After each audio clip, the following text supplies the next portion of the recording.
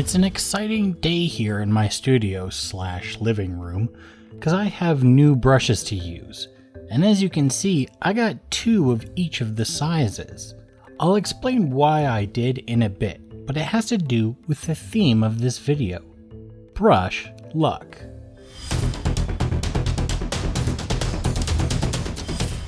When you've been painting miniatures for a long time, it's doubtless that you've been suggested brushes to use. And there's a lot of makers out there. Series 7, Raphael 8404s, Da Vinci, Artis Opus, Monument, GW, Baumwick, Broken Toad, Rosemary & Co., Green Stuff World, Redgrass, and many, many more. Heck, some of those you can't even get anymore.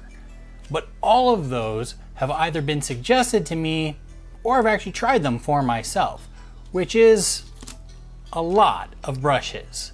But one thing I've discovered is that a lot of times, whether you get a good brush or a bad brush, can come down to luck.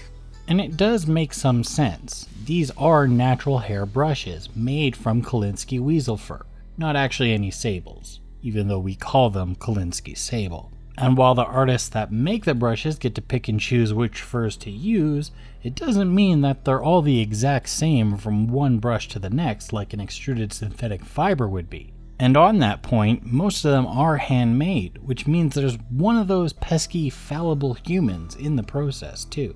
So while always usually very similar, I would say no 2 brushes are the same, which is why I bought 2 of each size of these, as a luck mitigation. Now these ones are actually just me restocking my favorite brand of brush while they're available. But if I ever try a new brand or do a review of a brush, I want to use 2 of them before I make a decision, and my reasoning is about trends. If I use both brushes and one is good and the other is bad, then I may have just got some bad luck with one of them, which I could at least say that I may have got a dud, but otherwise they're alright.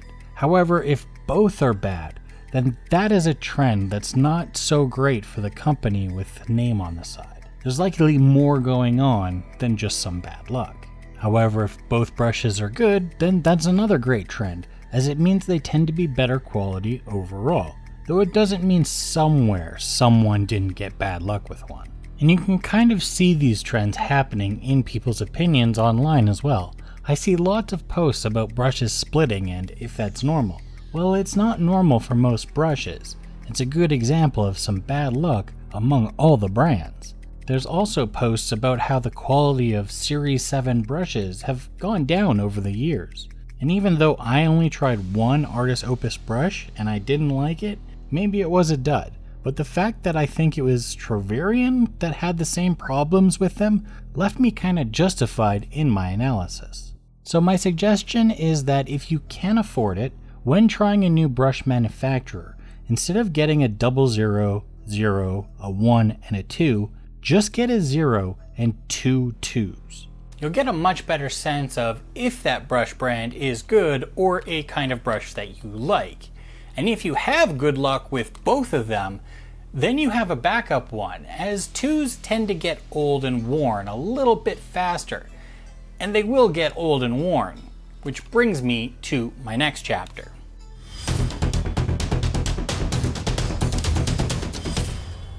Before I unceremoniously turn my old brush into a tool for mixing paint in my airbrush, I want to give it a good send-off by painting a miniature with it alongside one of the new ones, to give a better sense of how brushes change through use. The model I'll be using is the Flamer Beast from the Alien Hives from One Page Rules. The Alien Hives are getting re-released because some of them are getting updates and others are getting reworked completely. I decided to go with one of the ones that got redone from scratch, the Flamer Beast, but also redone this month are the Psycho Rex and the Spawning Beast, while just getting an update are the Soul Snatcher's Lord and the Shadow Hunter with some weapon options. I'll be jumping around the place a little bit in the painting, so this isn't a start to end guide. I just want to show the difference between the brushes I've been using and the new ones. You can see the new one is actually a little bit longer than the old one. It's not because it came as a different size, it's just that eventually the tips of those bristles have worn away by being used to get paint on models. And with that, it means the sharp tip has kind of disappeared. That's not to say I can't get a thin line with the old one still, it's just a little more difficult to do so. I have to have a little less paint in the brush and to be able to keep the point. So I have to reload it a little more often, and what I lose in line detail, I get back in texture ability. Because the point is a little more rounded, it makes for really nice stippling and pointing. So the funny part to me is that as my brush loses its shape over time, I'll end up changing the method I use to paint with it. Breaking out the new brush, we can see the difference immediately. Those guide hairs are still long enough that I can really load the brush with paint and still make that point effortlessly, making painting sharp detail much easier than with a wider tip. This is kind of one of the reasons a tool can really make a difference. While you definitely need to have some skill with that tool, a good one will let us easily execute that skill, while something not as quality will have us using some of the skill to overcome the tool's deficiencies. Sure, a bad carpenter can't blame his tools completely, but even a good one doesn't want to work with bad tools.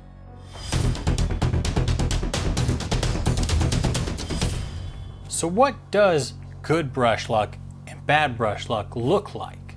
Well, many times it won't be apparent straight away. Though there are a few things that can stand out right away. One is if a brush splits really easily. They shouldn't be. So when painting a line, if your bristles spread apart in the middle, bad luck.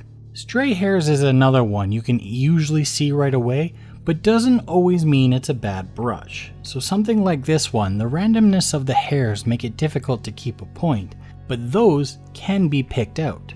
And that's kind of where some more luck comes in. Sometimes taking out a hair ruins a brush and causes it to start splitting.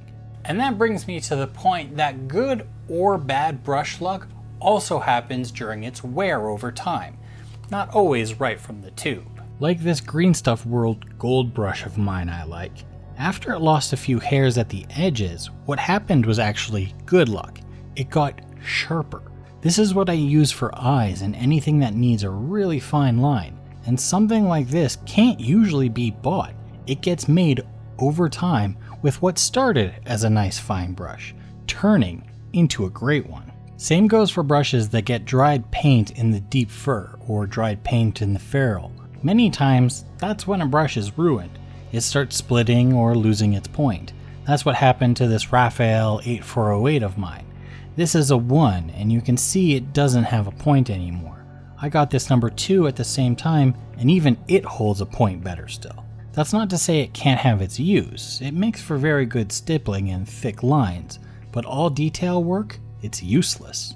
But that won't always be the case. This is my Raphael 8408 Zero brush, and even though it's got dried paint in the bristles and the ferrule, it still keeps its point nicely. It does help that it's a smaller brush, but I've been using this one for literal years. Though I did just get 2 new ones, so I'll have to make a follow-up video in a few years to see if that's the case with them too. Another brush of mine that lost its point but I have no plans of getting rid of anytime soon is this Rosemary & Co. It started off with a fine tip but lost it rather quickly. But what it turned into is probably the best base coat brush I've ever had. It holds a lot of paint in its bristles, and while it doesn't have a fine point, the point it has sticks together perfectly so that I have good control against edges and break points. So I can base quickly and accurately with it, and it's great for mixing on the palette too, which I wouldn't want to do with my sharp brushes. So through pure good luck, it's become a really useful tool.